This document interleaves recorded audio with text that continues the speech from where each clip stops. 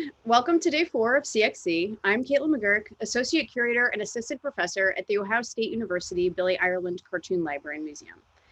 I am so honored to be chatting today with one of the greatest cartoonists of our generation, in my opinion, who I'm lucky to call a close friend. Nate Powell is kind of a comics making machine, so don't let his easy, gentle, southernly exterior mislead you.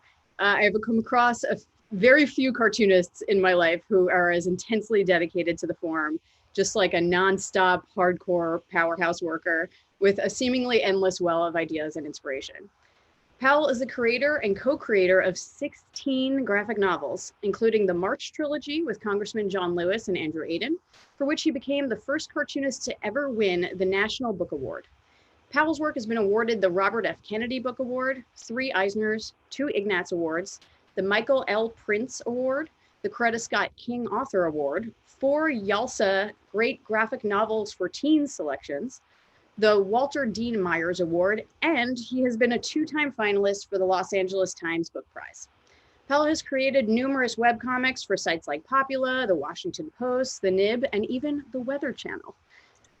Coming of age in the punk scene of Little Rock, Arkansas, Powell's roots are in the dozens of mini comics he put out while immersed in the DIY scene, and the nearly 40 album covers that he has illustrated, including for his own former band, the Great Sufi Nun Squad, which I was listening to way back while also reading his mini comic, Walkie Talkie, and not yet connecting that this work was coming from the same brilliant person. I also think it's important to note that before making the transition into a full-time cartoonist a decade ago, Nate spent his previous career working with adults with developmental disabilities.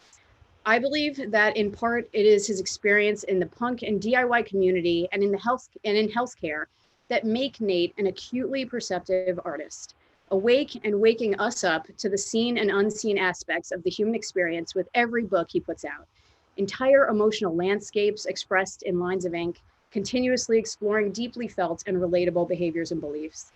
He's a polymath, an activist, a friend, and a father of 2 incredible little girls who play a really big role in his powerful forthcoming book, Save It for Later, which I've had the fortune to read in advance and will be the main subject of our talk today. So welcome, Nate, and thank you for taking the time to chat with me.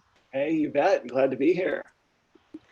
So I want to first start by acknowledging the immense loss of not only your collaborator, but also your friend and hero, Congressman John Lewis. The gift that you and Andrew and the congressman gave to our world with March cannot be overstated. And while the nation grieved him very publicly this summer, I know that you must have been experiencing that loss on such a deep and different personal level. So how are you doing? And what has that process been like for you?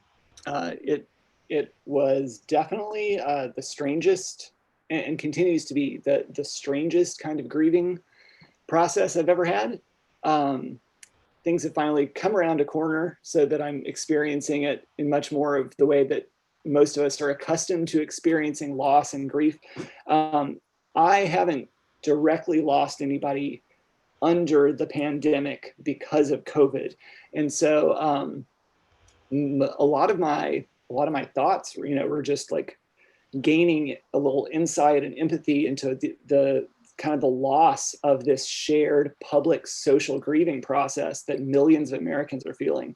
But in terms of losing the congressman, a lot of it is just, it's been like, one day at a time, a week at a time, a month at a time, over the course of this year, kind of like trying to be a friend first and foremost, check in on him, make sure that he knows I'm there for him.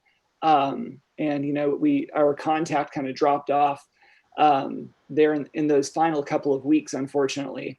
So yeah, it was very unusual because I had to immediately kind of kick back into experiencing being like a public representative of loss and connection with the congressman. It was very intense at first, and it took a good week before I really had the space to kind of like feel the loss of my friend. Like many cartoonists, eventually I wound up kind of working through it in my sketchbook and on the page, and that's the kind of thing that reminds you of like why comics are important to creators and to readers. It's, like, it's a skill set that, is therapeutic that has like personal, emotional, revelatory value. So, it sounds almost like a really lame joke, but yeah, being able to write and draw about it really helped me kind of get my own experience up to the forefront again. Yeah, absolutely. And, and there's a lot of that in the new book. So, in Save It for Later, which is set to be published April 2021 by Abrams, correct? Yeah. It's dedicated to John Lewis, and, woven throughout, and then especially at the end, is a really touching tribute to him. But it opens on a very, very different note. The book opens on November 9th, 2016, or what you refer to as the day after, referring to Trump's victory at the election. I have to say that reading that first chapter, I realized just how much I had tried to forget about, especially that first day and that first week, and how that first month and all the months that came afterwards felt. So many shared experiences that you captured, especially, just the initial feeling of waking up that morning, interactions that just felt so dark throughout the day, protests, that evening, and just trying to make sense of it all. And I think you really just captured all of the, the fear and real sense of mourning extremely well. How early did you decide, throughout that process that you, or realize that you had to get this all down on paper and like start documenting those daily things? It actually took, I'd say, almost a year and a half after Election Day before I got to a space in which I realized I had something to say. And the revelation there, I think, was simply that this kind of ties back to punk, especially punk of the 90s, and sort of a blending of the personal and the political. But in terms of like being up against a very serious authoritarian power grab, there's this weird balance where I think for so many of us, just being able to validate your feelings of just sadness, fear, paranoia, doom, depression, loss, anxiety. A lot of this, like when you start to get into the personal feeling space, there's a part of us that automatically in a situation like this wants to push it away. Be like, what good is that? I'd be like, what can I do? Or you kind of go further deeper in, inside yourself or into your private life and just compartmentalize things further. So I kind of, I was busy finishing up other books, and I just kind of didn't process it for a while when it occurred to me that we were losing a shared, almost universal reckoning with these very basic subjective and emotional experiences. And I think it's not just that, the regime or the power structure was creating something that was just flooding us with shit so that we weren't able to reckon with this. I think that for a lot of us individually, we weren't encouraging each other to like talk about things in a feelings kind of way, to really own what this has done, not only in the big social political sense, but recognizing that like we are all experiencing this together. And then, so early 2018, it occurred to me that those little moments were already getting lost. Yeah. So I just sat down. I was setting up something for an art show in New York, and I had an afternoon of doing nothing. And I just sat in my hotel room and I wrote out the entire first section just in like an hour, diary style. And all of a sudden I was like, oh, these are such fundamental, shared experiences. I could put this on the page immediately. And this is the kind of thing that I feel like should be published immediately.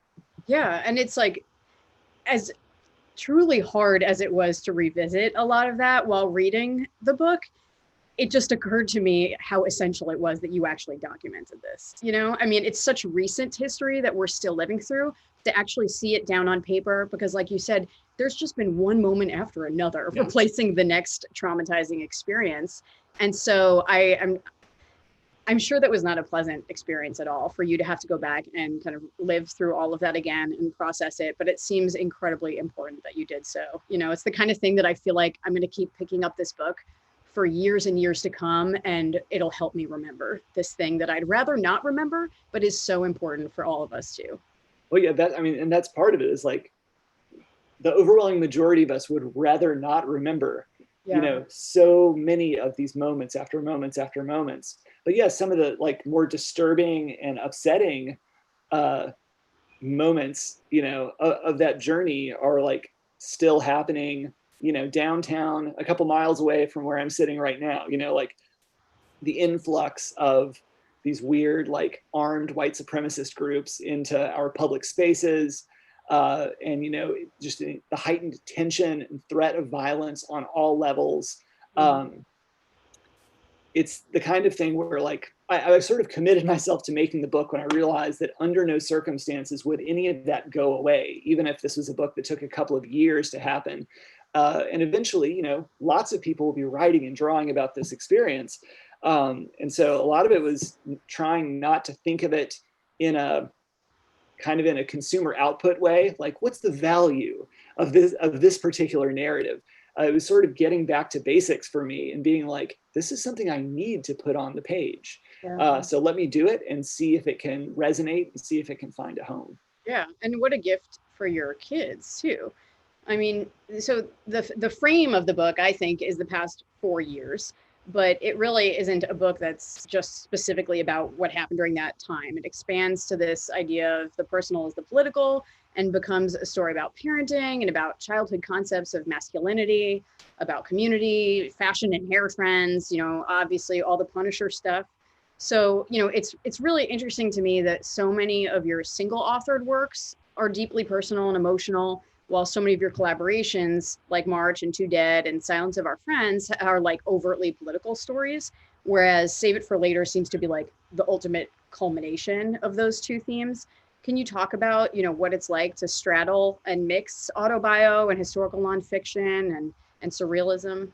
Oh, definitely. I mean, up front, I will say that I'm not really a nonfiction comics person in terms Yeah. of being a creator, even though I think that it's definitely what I'm best known for. And it's probably statistically, I make more nonfiction than fiction pages. I'm squarely in the weird, quasi mystical fiction realm. I'm a magical realist cartoonist at heart. I love it. Um, but I think that as a storyteller and as a cartoonist, once I start, really, I think it had to do with getting to work on the March trilogy and recognizing that I needed to find spaces within Congressman Lewis and Andrew's narrative to pull out those same subjective, personal, emotional moments, and that was, you know, one of the things I was bringing to the table as a cartoonist. And then there was sort of like a, you know, it was sort of like a door that swings two ways. Once I recognized that was enriching and balancing out a lot of the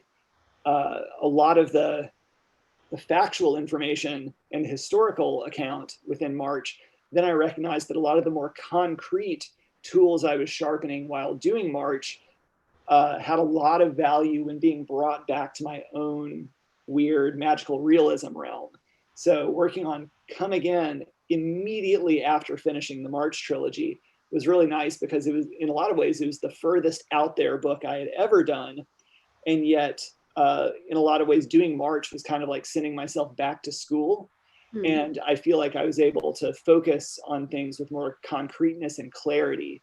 And was just really happy with the results in terms of the final form of Come Again. So yeah, with Save It for Later, it's interesting in that I felt like I had to make a story that was, it's basically a mix of memoir and essay. I'm not interested in making memoir comics at all. And yet I felt it was the only way to actually get the experiences out. So I accepted myself as a character. I kind of clouded my kids as anthropomorphic unicorns and ponies, as sort of a, in terms of respecting their presence in the book. And yeah, I was going to ask you about that. So can you say a little bit more about the decision? And, you know, sure. Since everyone watching hasn't yet seen the book, all adults are, you know, humans, and yeah. most kids, but especially your two children, are yeah, kind of like magical creatures, kind of a unicorn-esque. Yeah. Sure. And some of that's like, yeah, so like the entry level thing was just issues of consent. It was like, okay, a lot of this book is about equipping my kids as they grow up in real time with the tools they need to deal with the world around them. Yeah. Like even though this is effectively memoir, it's impossible to extract them from that equation. So while they don't have a choice in that, the best I can do is to basically like do what I can to skirt around their names, their appearances, and if the entire point of Save It for Later has to do with the unspoken, universally shared nature of so many of these experiences, then it's arguable that, by turning the kids into Muppets basically allows people to project their own children or the young people in their own lives into those much more easily. And I was like, well, easy fix. Also, growing up in the rebooted My Little Pony era and having like a family full of My Little Pony loving humans, I was like, okay, I mean, this is kind of a no-brainer. I'm just going to go full equestrian on this. Well, it works so well, and also obviously adds to the feeling of their innocence. And that was another really powerful part about the opening, is some of your first memories of that day are interacting with your kids who have no idea just how bad this is and what it really means. And the fact that you have them masked as these like sweet mythical creatures just makes that all the more intense and emotional. But I did note that there are other kids in this that are kids, especially the kids who flip you off after the encouragement of their parents. True. So It was interesting to see, that there is some obvious decisions there about making some of your kids' classmates also mythical creatures and other kids. Yes, that's a very good point, especially because like this book's divided up into 7 sections, and each section, was done at different times while developing sort of a master approach for the aesthetic of the book and however the visual language and cues would work. And at a certain point, I recognize, like, going back to this first chapter where I'm stuck after dropping off one of my kids at preschool, stuck behind this mom who's dropping off 3 middle school age kids, stuck in traffic. There's an ill interaction that occurs between the other car and me, and I'm partly to blame for that interaction as well. But like, without making it super simplistic, in terms of like magic and innocence resulting in this magic spell of anthropomorphic form, that's also not false. A lot of it is just the notion that the adult characters are simply not anthropomorphized in the book because we're adults. A lot of it has to do with, like, as you grow into the world or as you're pulled into the world, that those veneers are going to be stripped away from you. So a lot of it was just like living in my dad mode, where I see all of the things that they're still able to enjoy in a life in which the future is promised or assumed will, to actually be delivered upon. I think that's what a lot of it is like still projecting a sense of kids still operating under the premise that they will have a future at all. And I mean that in the most basic, like, the world is burning sense. I know. Yeah. And I mean, one of the biggest themes running through Save It for Later is parenting, even though you go out of your way at the beginning to say that this is not a parenting book and it's not a book about activism. But I have to admit that the whole time I read it, and I think I texted you this afterwards, I just felt so overwhelmingly grateful that people like you and your wife Rachel are raising the next generation of adults, because a lot of the book really is about parenting. And I found that story, without giving too much away, I found the story in there about your oldest daughter, I'm assuming this really happened, pretending to be a bad guy with a sort of a particularly bad symbol drawn on herself, just out of the means of just being a playful kid, not knowing any better. And it was just a particularly gutting story. I'm wondering if you could just like share a little bit about those kind of experiences of raising two girls under a woman hating regime and these Oh kinds yeah, of, experiences and conversations that you've had to have that I really hope all people are having with their kids. you bet. And you're right. Yeah, I mean, it is a book about parenting that's centered around parenting. And a lot of I felt like I had to kind of clear the air at the beginning of the book because I think in general, but specific to a lot of my work, my solo work, I think people often enter the book expecting a certain thing. And because my books are never exactly one thing, they're not the most, you know, they're not the strongest marketable books. I just had to be like upfront. Yes, this is a book about like raising your kids to be little activists, but it's not an activist handbook. It's about equipping your kids, but it's not a parenting guide. Yeah. Like whenever possible, I felt it was important to make myself the fool in any situation, Huh. to point out like a lot of the books about the ways in which our generations have reckoned with our parents' generations, and dealt with false assumptions or outdated assumptions they passed on to us. The same even happens when my generation's kids are this small. It's a matter of being mindful and being aware.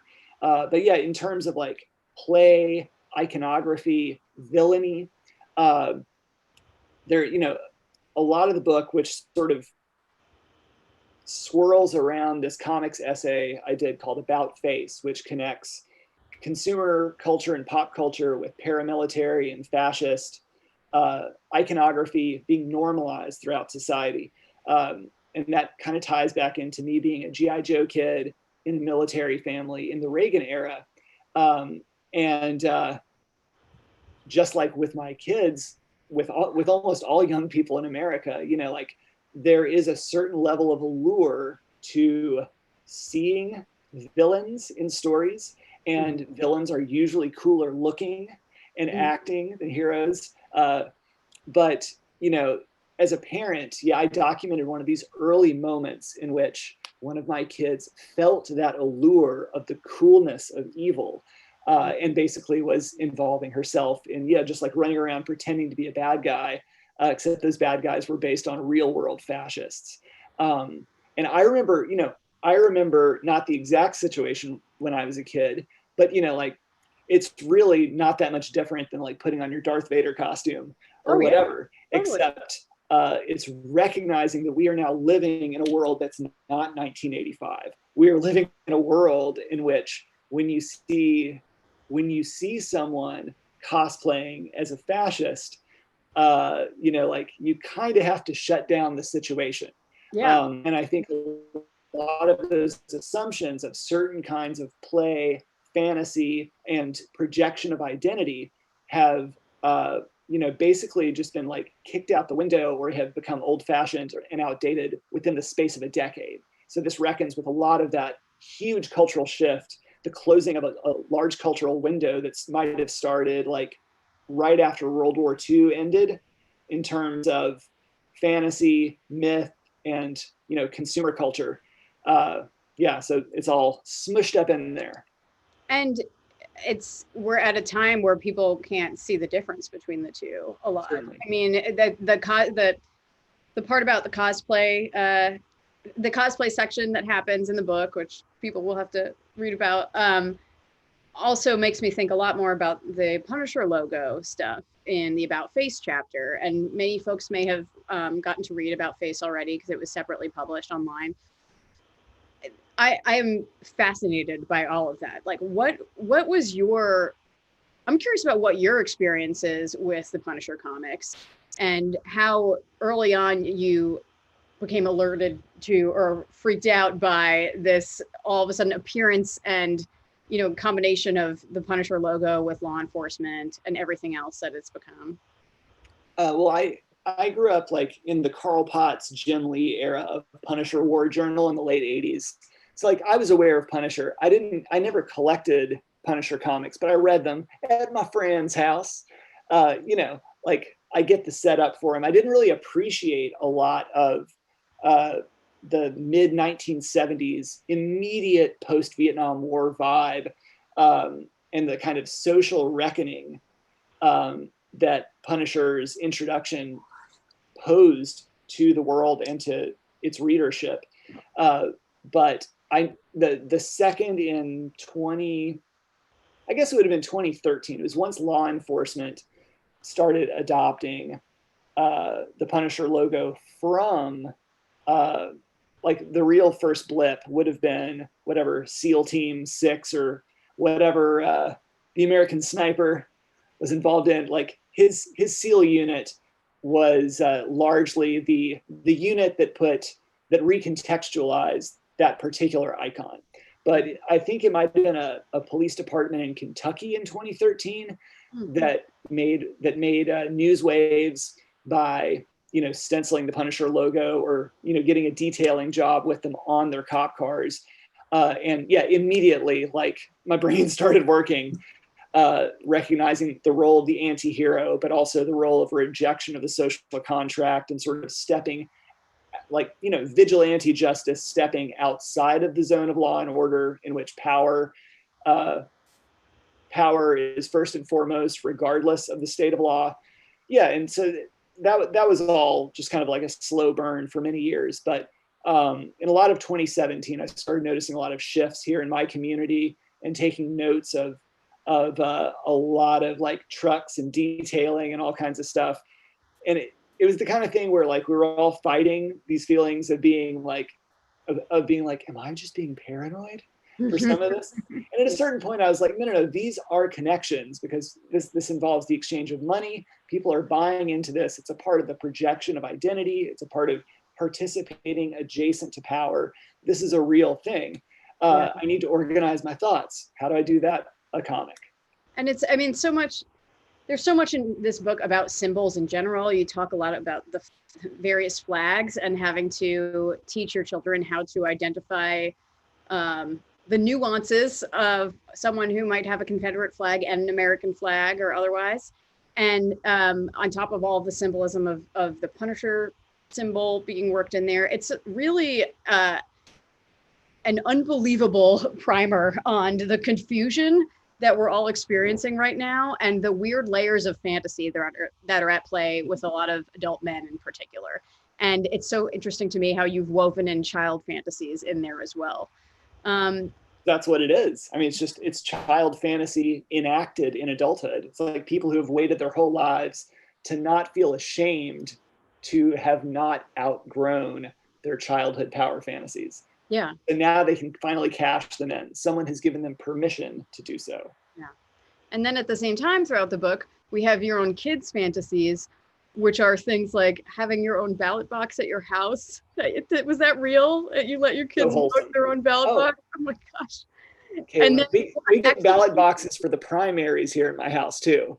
Yeah. Like cool. And did your kids really stage their own march? I mean, I'm assuming taking all of it as it's all real. Yeah, they may be equestrians, but all that's real. Yeah, so those are the moments where, like, yeah, in a recap, basically, my wife Rachel went with some of her friends to DC for the Women's March. I was on daddy duty. There was no march here in Bloomington, a nominally progressive college town, because there was a large march up the road in Indianapolis. So we were watching everything on TV, and my 5-year-old, was like, Dad, can we have a march? And I just assumed it was like down the sidewalk in our suburban neighborhood. I was like, sure, let's go. She's like, no, Dad. I mean, by the courthouse downtown. And she was like a little disappointed in me that I would second guess the enormity of her goal, her vision. And I was like, oh, get your shoes on. Let's do this. And I documented a little bit. It's just 3 of us, and like the streets were completely empty. But the fact is, I let them lead and make the decisions, and they came up with their own relevant chants at their level. Yeah. And we spent an hour marching together. And it's one of these things where, like, if I'm going to take this seriously, I need to acknowledge that they independently chose to found their own chapter of the Women's March because there wasn't one here. Yeah. And it's it's as far as decentralizing power and activism, like, it is cute, but it's also true Yeah. that they took the matter into their own hands. And also as a parent that you validated it and took it Oh yeah, seriously, how can you not? I mean, I'd love to hear you talk about it if you can. I know this is kind of a big question. Like, what would you say to parents who are struggling to figure out how to talk to their kids about this stuff and whether or not it's important? Because I noticed that there were a few times throughout the book where you make a point to mention, yeah, my 4-year-old gets it. Like, no, they know what's going on. Like, as if to say, like, don't just write this off to assume that kids are clueless and that they're Right. not tuned to what's happening. They really do know. Like, what do you have advice for parents on how to have these kind of political conversations? Well, this is the kind of thing where just like reassure parents, because these are like things that are floating in our own minds. Like, it really is the balance between acknowledging that your kids are already experiencing things socially and hearing and overhearing things that the adults around them are saying and considering. And in a lot of cases, kids are being involved in activism, like they're showing up with their parents. They're seeing and hearing so much of this, it's unavoidable. So you have to acknowledge that it's unavoidable, while at the same time understanding that your second most important thing is, whenever possible, not to scare your kids. Or, I come from like, I ride the razor's edge because I think it's always good to be a little scared. And this is where teamwork, kicks in. Like my wife is a child mentoring expert and mental health services expert. So I get like the easy out on everything because she's like, actually, and I'm like, oh, thank you. That was much better advice. And I'm able to kind of adapt my parental methods accordingly. But yeah, in recognizing like it's important to like just be mindful of where your kids' level of a worldview is. Who are they interacting with? What are the things they're absorbing? And not to try to like make things more complicated than that level. Like, Yeah. there's plenty of time for all this. We're going to spend decades trying to get out of all this. So there's time. Well, and it's interesting because something that I was reminded of while reading this book is an earlier work of yours that was a collaboration with your wife about called Cakewalk, where young Rachel goes to school on Halloween Day as Aunt Jemima in blackface. Yes. With seemingly no guidance from the adults around her that this was an inappropriate thing to do, and just her experience as a kid, being out there and being stared at and everything else that goes on in that story. And looking at this juxtaposition of how you guys are raising your kids and your own wife's personal experience with this, and then in Save It for Later, looking at the experience you had seeing the Klan in person for the first time. I assume that you guys have put an unbelievable amount of thought into how to combine all of these different, shared experiences that you've had throughout your lives as children yourselves and now as parents, and how to actually get this right. Yeah, I mean, a lot of it is like we kind of lean into the understanding that a lot of this stuff is unavoidable at a certain point to our kids. So waiting until it's something that they encounter often. The difference being that, like, the week my first daughter was born was the week I started working on March. So her entire life has literally been surrounded by images and documentation of protest, but also of white supremacy and white supremacist violence. So obviously I'm a good dad. He tried to shield her from some things, but at the same time, like, it's just a really weird position to be in, because like my studio and my desk are just like at random filled with really heinous shit. And You mean like reference material and stuff? yeah, just like, like printouts of like Klansmen or whatever. I still have printouts for reference from the March trilogy that I'll find in stacks of paper. And it's always just like, it's often something quite heinous or violent. And I'm like, man, like, so a lot of it had to do with putting a special level of consideration within the house on, where access to some of this is, or when it's unavoidably time to be like, okay, look, kids, here are a couple of super basic things you need to know. You need to stay away from somebody if you see any of these X, Y, or Z symbols on them, even if you need help or whatever. And kind of drawing lines in the sand that my parents' generation would not draw. Yeah. In recognizing that the old rules don't apply, and recognizing that it's our responsibility to make new rules for engaging with the world. Yeah, yeah. Wow. So there's 3 chapters in Save It for Later that have already been published elsewhere. We mentioned About Face, but there's also Pecking Order, which is going to be has recently been published by the Nib in their print book, and then a portion of Tornado Children.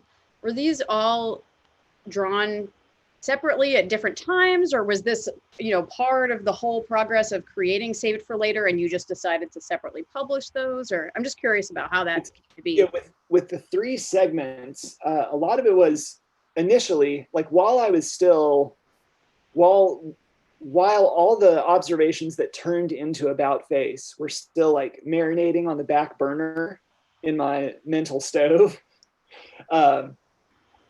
That at the same time, early in 2018, that's when I started really brewing up what would become Save It for Later.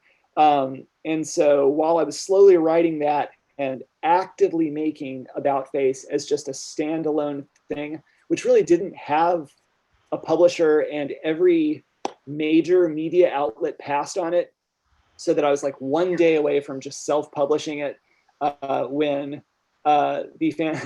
oddly, the fantastic Vanessa Davis, whose artwork is directly behind you on the wall.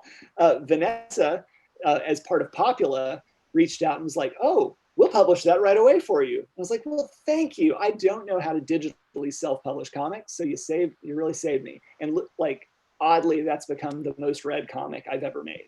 Wow. And I never intended to merge About Face initially with Save It for Later, even though so much of the content and themes month by month were becoming hopelessly interwoven with each other. So a lot of these shorter stories were intended just to function as to get my gears turning back in a short story mode. But because this is like surrounding us all the time, at a certain point, I'm like, okay, this has a place in the overarching story that will be Save It for Later. And then once I make that decision, then it's a much more intentional thing of actually making visual themes carry over and really emphasizing the links instead of just, letting things just kind of sit adjacent to each other. Yeah. And it works perfectly and totally cohesively. And like I said, it's like, it's taking that frame of the past 4 years, but then dipping back into, okay, here's how we got here. And here's a warning sign from this. And here's something from my experience as a young boy in a military family that informs this. And it works so well. And so I'm curious, I know that there were a few different potential names, and I know maybe it seems weird to end at the beginning, but what does Save It for Later mean? Can you give us a little bit of a... Well, yeah, a lot of it had to do with, like in the most upfront sense, obviously, we're using all of our resources at whatever cost to salvage our society and our democracy itself, like in order to have a later, in order to have a future that subsequent generations will grow into. It is like an imperative to literally save it for later. But especially as 2020 kicked in, originally the book was Tornado Children, which was evocative and vague.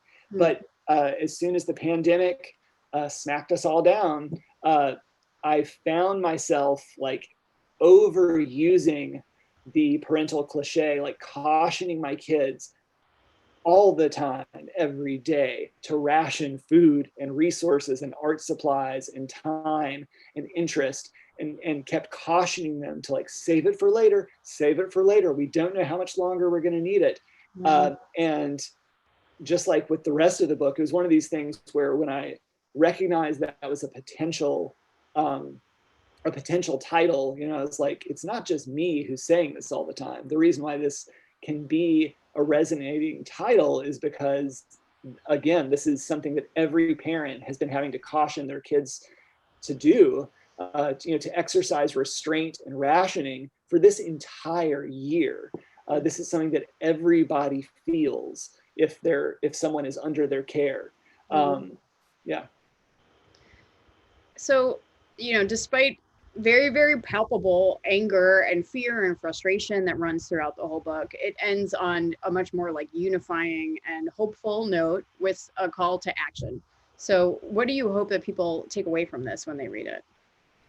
A lot of it's strange because it's something it's a book that's more or less finished before election day, that's being released, months after election day. So I tried to kind of frame a lot of that parting imperative in a way that remained consistent regardless of electoral outcome. And I think this is where, even in a situation in which we're able to salvage the basic skeleton of our democracy and society, we're going to, all of us have hopefully learned our lesson that it means we're going to have to continue fighting and showing up and protesting and complaining on day one, to make good on the promise that we're working towards. And then after that, the hope being the big social issue, like rebuilding of a sense of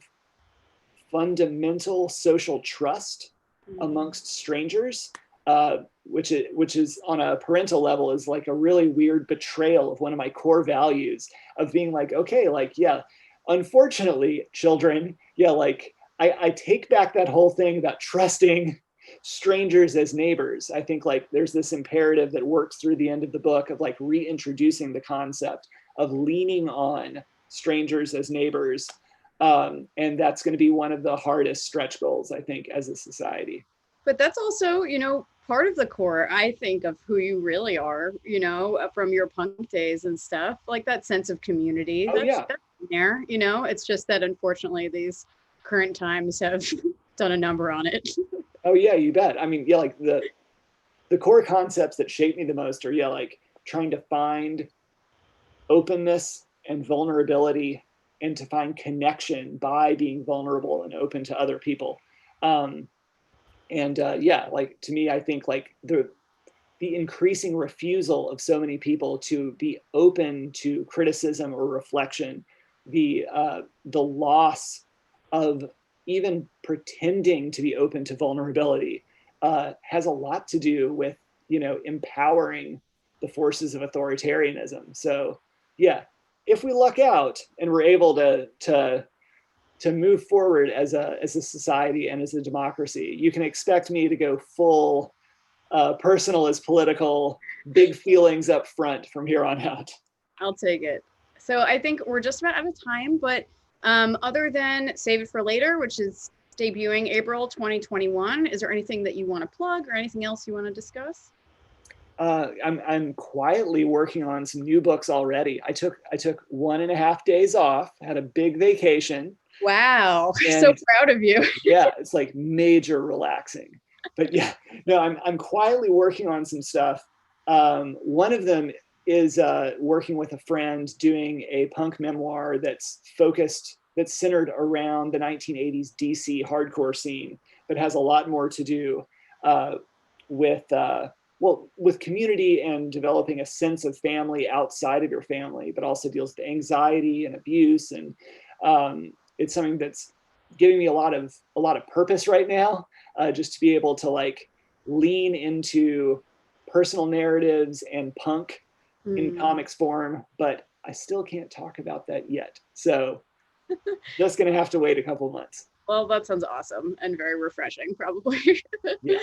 So, we don't have time for a Zoom webinar Q&A for this event, since this is a recording. Anyone who is watching right now, Nate is available right this minute on the CXC Discord channel, and we'll take all of your questions on there if you'd like to chat with him more following this program. Thank you all for joining us to watch, and thank you so much, Nate, for taking this time to talk with me, and also for this book and all of your guidance and wisdom that you've put into the world through it, and the shared experiences that I think people will find extremely, extremely comforting when they get to read it. Well, thank you. And this is why we make comics. This is why we tell stories. Amen, brother. Thanks.